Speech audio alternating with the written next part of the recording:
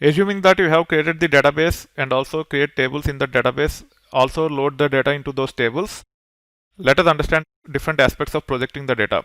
If you don't have that database and require tables, make sure you go through the previous topics, create the database, create the tables in the database, and also load data into the tables, and then you should be able to follow this.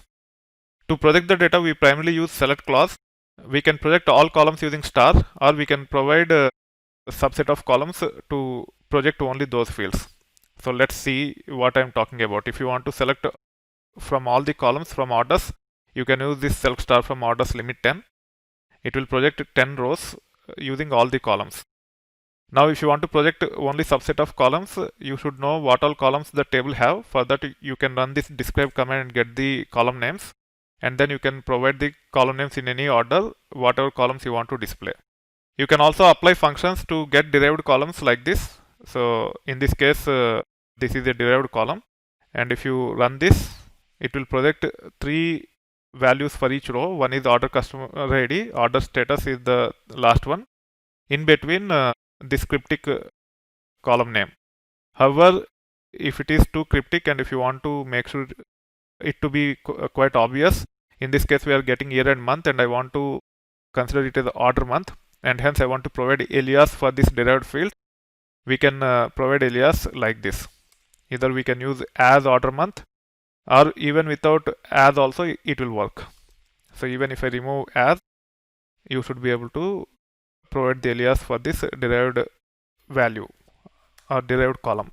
That being said, as we have seen how to project all the columns or subset of columns along with the functions, now we can actually talk about getting distinct records. At times when we try to project a subset of the columns, there can be duplicates and you might want to eliminate those duplicates. That's where distinct can be leveraged.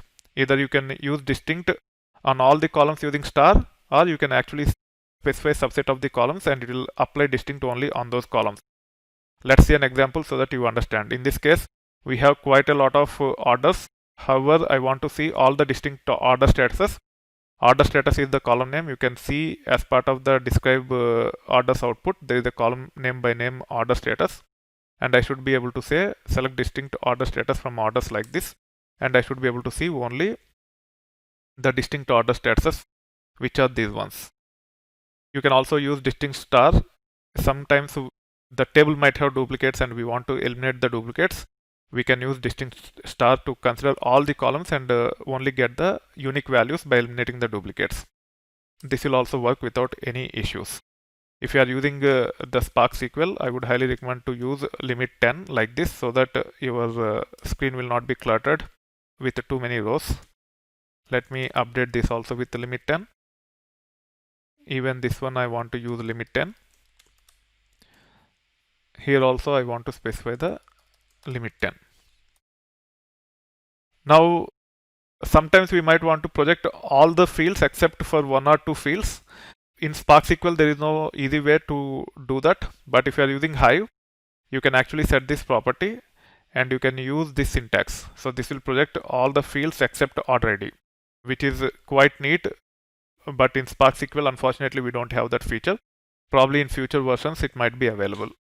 If you are using data frame operations, it is pretty straightforward. There is a function called as drop, and you should be able to drop the fields from the data frame, and you should be able to project only those fields which you want to consider for the projection. However, with respect to Spark SQL, it is not very straightforward.